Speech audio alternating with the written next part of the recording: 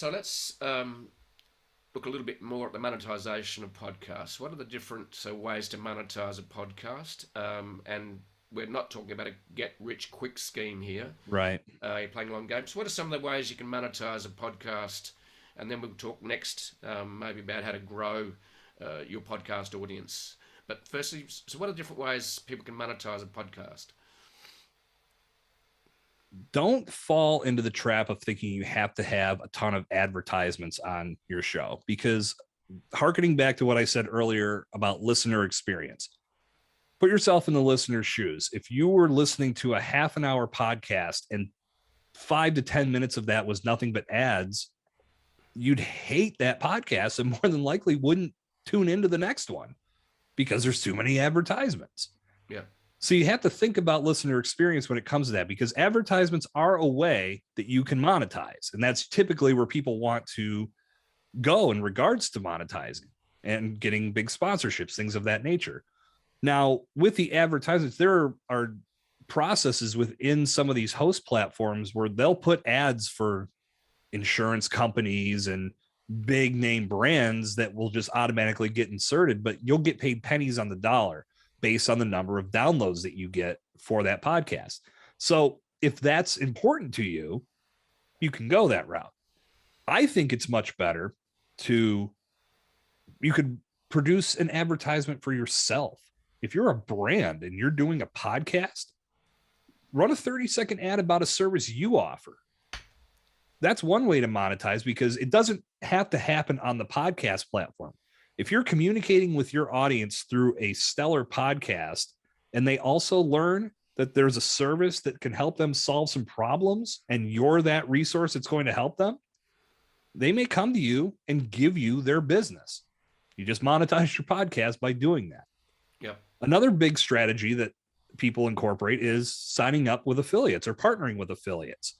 You can run an ad for an affiliate program where the product or service makes sense for your audience.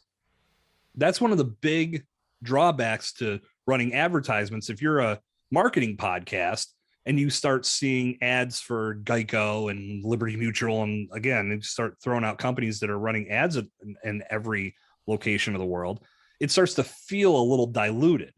But if you're a marketing podcast and you have an affiliate partnership with somebody that offers a product that will help your audience because they're tuned into your show for marketing advice and marketing tips, and you're giving them access to this program that maybe they get 20% off if they use your promo code, that's helping your audience. And if they sign up for that service, you'll get paid an affiliate commission. So that's one of the big ways to monetize. I'm going to throw this one out there, and it's something that I'm experimenting with, and it's something that I've never heard anybody else talk about. Now, I know that I am not splitting any atoms with this, but something that I'm experimenting with through my podcast is I've had a lot of people that have wanted to be a part of the show.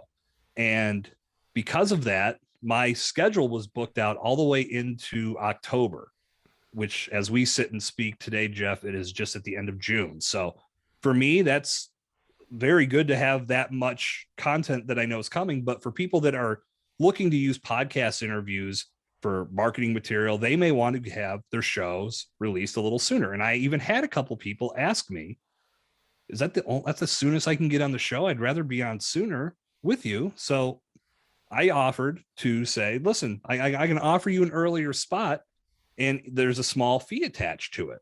And I've had a few people respond positively, because for them, it wasn't about the fee. It was about having the conversation and having this piece of content out to the world sooner, because it helped promote what they were doing and it got the message spread on a wider scale. So a monetization strategy that could become something as you continue to build with quality content is making your show and having good conversations on your show and making it so powerful that people are willing to pay an appearance fee. Now, I know there are many podcasts out there that have appearance fees, and that's typically the ones with huge audiences that have a corresponding huge appearance fee. So this is something more for the smaller end of the podcasters like myself that are putting out quality content and just looking for a way to maybe defray some costs. This is a potential way to do that. And to me, it speaks to the quality of the content that you're putting out. If you have that much demand, obviously you're doing something right. And those conversations are something that people really feel passionately about and they want to be a part of. Yeah. So those are some strategies that you can use. And there are several others, but me could go on and on for hours about all the potential ways that you could monetize your show.